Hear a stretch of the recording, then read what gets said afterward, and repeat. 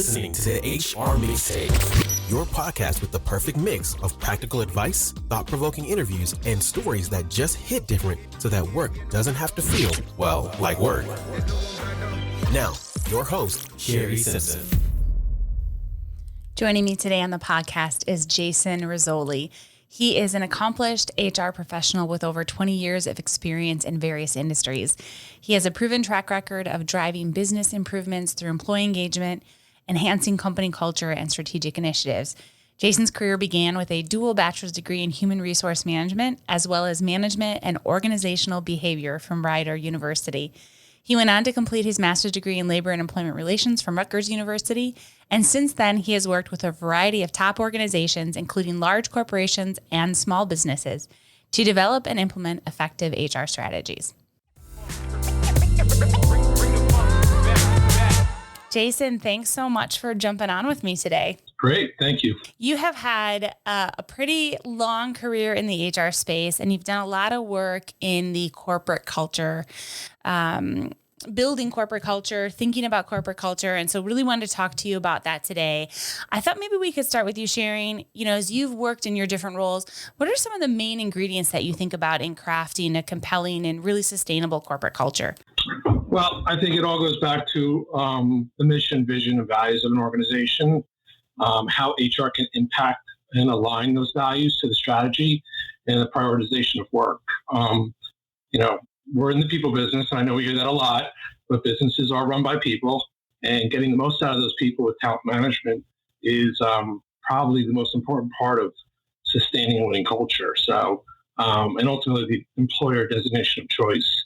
So I look at it as going back to hierarchy of needs. You want to have, the physiological needs.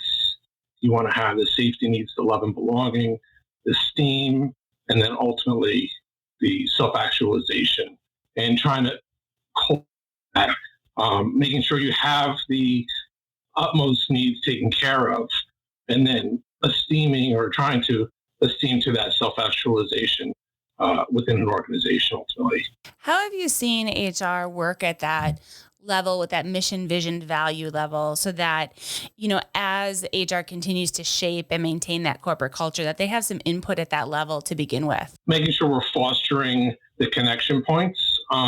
Theologically, we're looking at tying back the comp benefit structure, the work, and then now it's become really prevalent in the workspace is the work-life balance of associates, whether or not it's their work setting or whatnot, to tying that back into how that fosters the needs, safety needs, of making sure safety meetings are done, routine maintenance on vehicles or the tools that they have in order to be productive, and then being able to, again, both physically and mentally setting up ways to proactively take care of that love and belonging.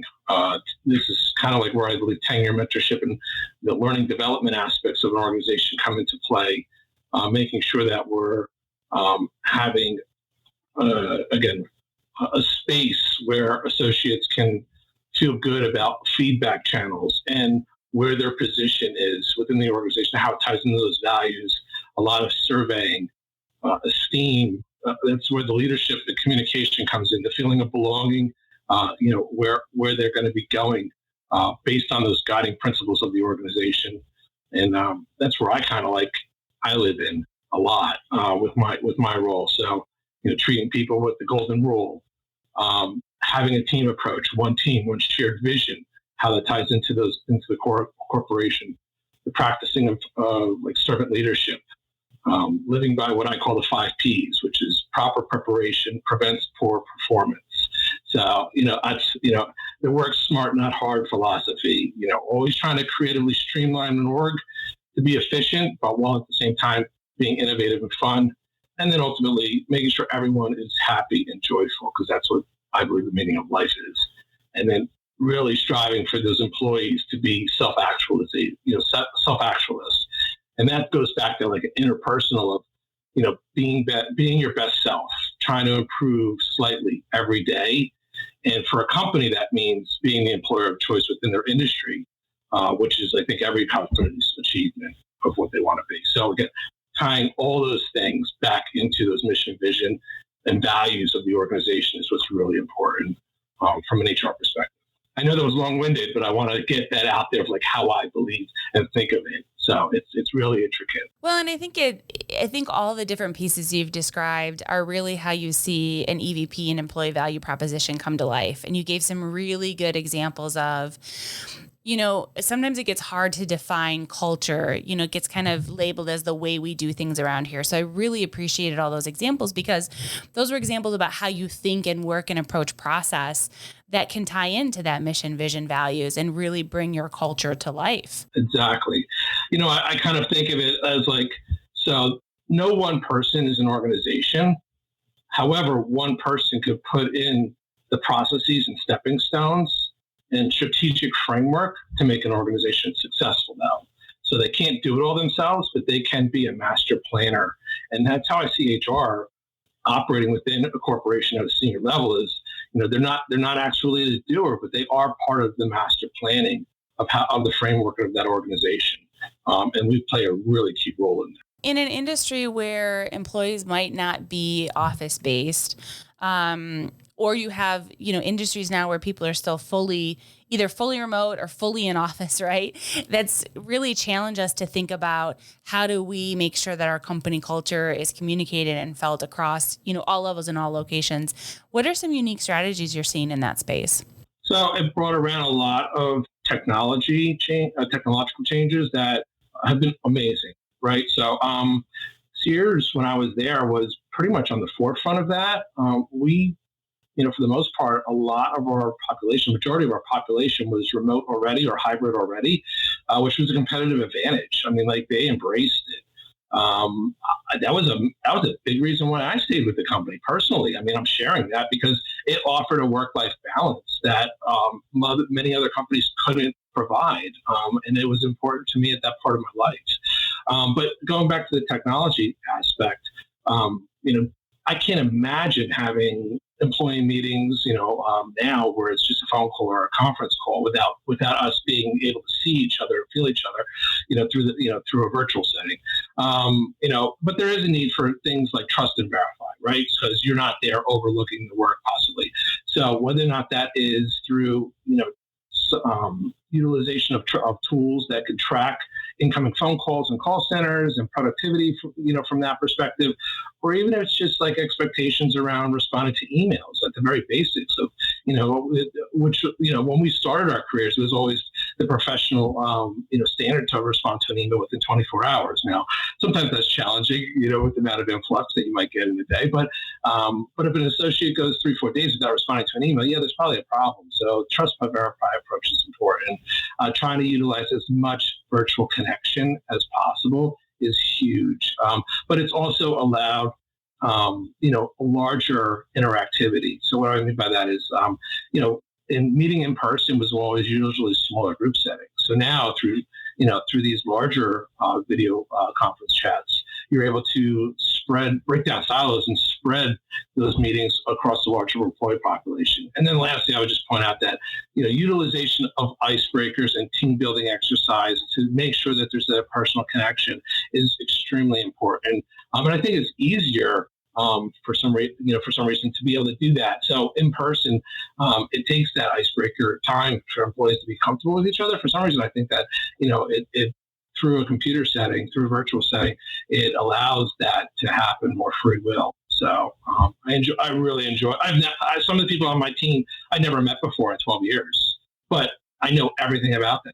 And it's been amazing. There is something to be said about the point about having access to more people on video calls. You can see when we went remote, you can see their backgrounds and their living situation. You can ask questions. And for some people, I'm sure that was great. I'm an extreme extrovert, so I loved those piece of details.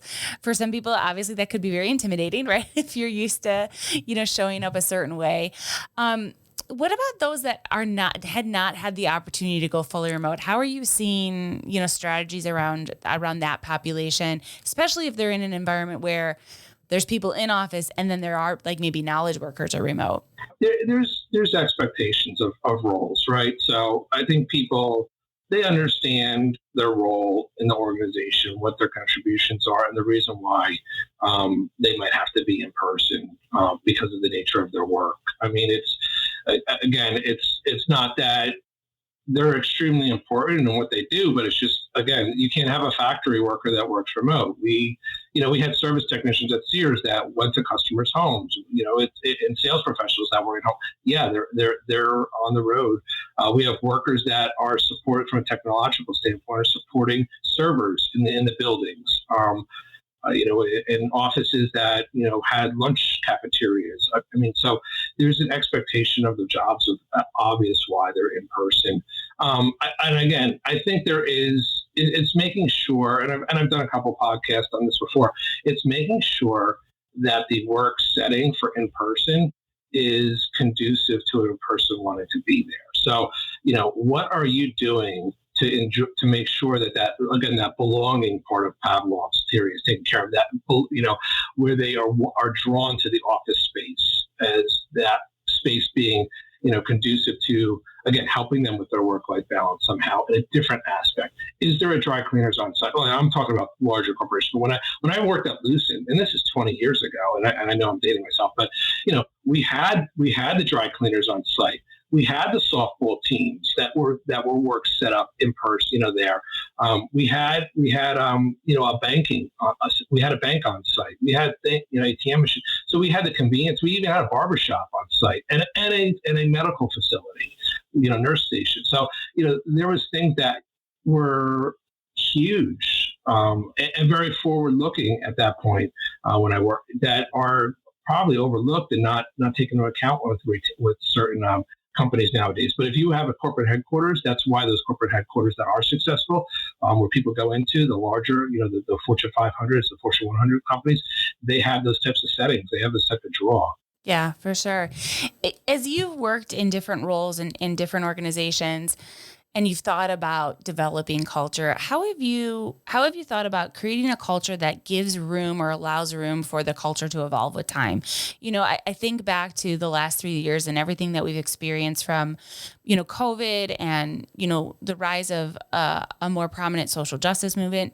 All of that is affecting our cultures, and how do we give space for that? Again, I think it's important to know what your SWOT analysis is as a corporation and what your value proposition is. So, being at Sears, I had some very challenging times. I mean, I was kind of in like warfare, I would say, almost for years, taking a company through a bankruptcy, reemerging from a bankruptcy, relearning what you're, a completely different business that, used to be one of the largest employers in the world, and one of the most popular historical companies in the world, to being a revolutionized business that's transformed into a very small private equity company. Again, knowing what your strengths, weaknesses, opportunities, and threats are, knowing what your value proposition is, not just for your product line, but also your employee population and that culture. So, what is the draw to your company? What is the draw to your products? What are we offering as a company? And then not being oblivious or, intrinsical in the way you think, meaning don't think that you're invincible to what the outcomes of external society, geopolitical pressures are and maybe out there, or the evolution of society.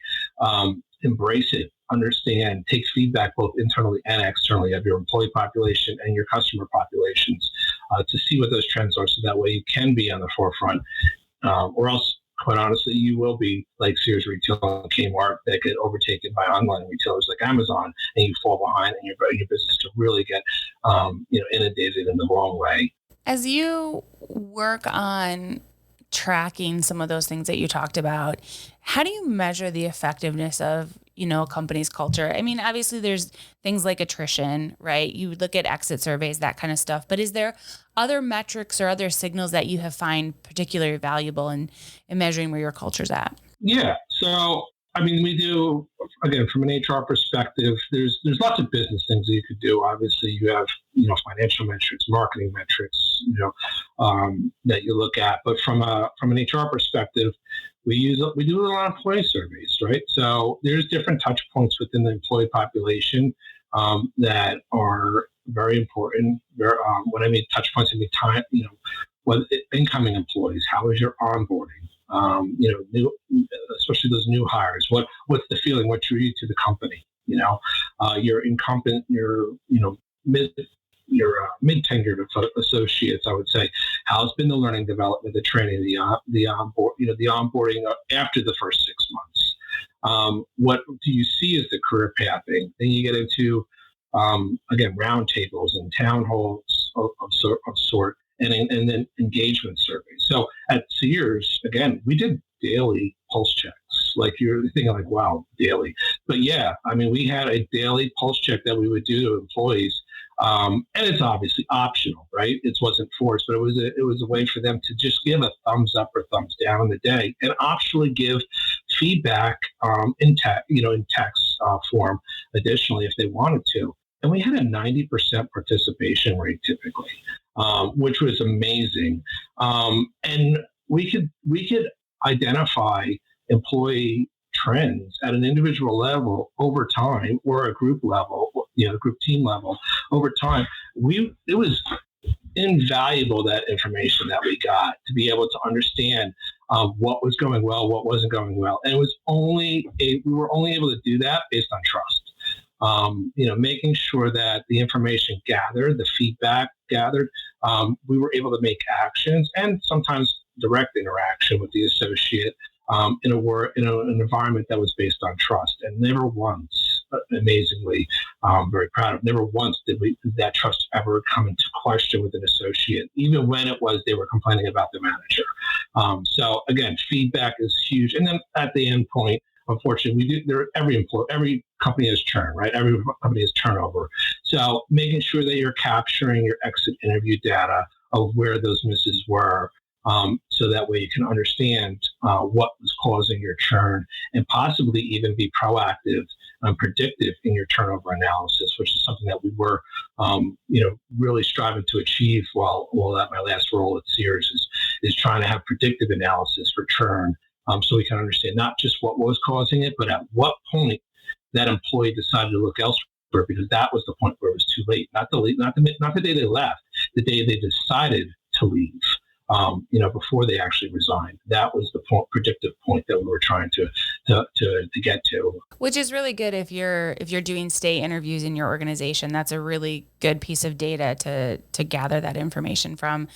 That 90% survey rate, that is phenomenal. How do you think, or what tactics do you think contributed to getting that type of engagement from your employees? Yeah, no problem. I mean, again, it was an environment based on trust, but it was also, so we're all about convenience in life. It wasn't inconvenient for the associate to simply put a thumbs up or thumbs down.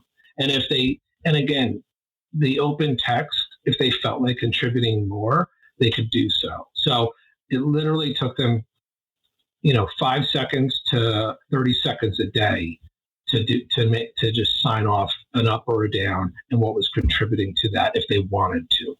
I think they understood the importance of the data. So that's the other aspect is, employees feeling that their contributions for feedback are actually listened to and actioned upon. So that was important as well. But they trusted that what they said was being listened to by leadership, and leadership was taking that into account with how they wanted to shape the business. And that goes back to some of the, again, about feeling of belonging and contribution to the company and their mission and values is the transparency of an organization, knowing that it wasn't just an authoritarian organization, that it was an organization based on servant leadership and, that practiced servant leadership, and also was transparent in how their communication and how they lived and breathed and operated. Yeah, that communication piece is so important because, a lot of people, I think, try to do surveys and then they don't communicate what's happening with the surveys or where the data went or how they use it. Every organization, I think, resists faces resistance or pushback when you're implementing cultural changes. You have new leaders come on board. Maybe you get acquired by another organization. There's all these scenarios that we find ourselves in HR where, typically we can feel the culture shift before it's, on paper. How have you handled those scenarios? I'm curious if there's any lessons you've learned from, past experiences when you do find your culture shifting. Yeah. So again, let me take it through Sears. So 2018, we went through a bankruptcy. Mid 2019, we reemerged a different company. We went through 5 CEOs in 5 years. I mean, we were PE backed through ESL investments, and again, it was so talk about leadership churn, or top of the spectrum leadership churn, and how that affects culture, an ever evolving culture of change.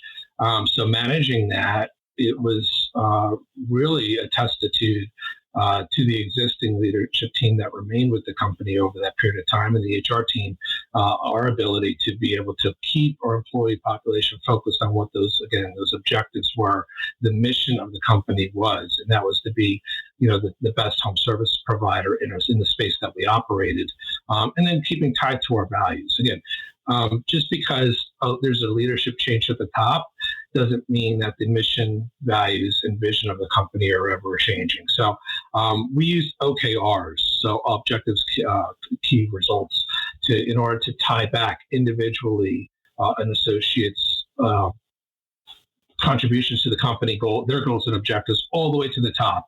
And we use the internal system tool that allowed it to be transparent. So I could see every single associate's objectives, key results, OKRs within the company, and their ratings dating back for years. So the transparency was awesome from that perspective. Now, there was obviously a way to make certain things confidential if there was, but that was rarely used.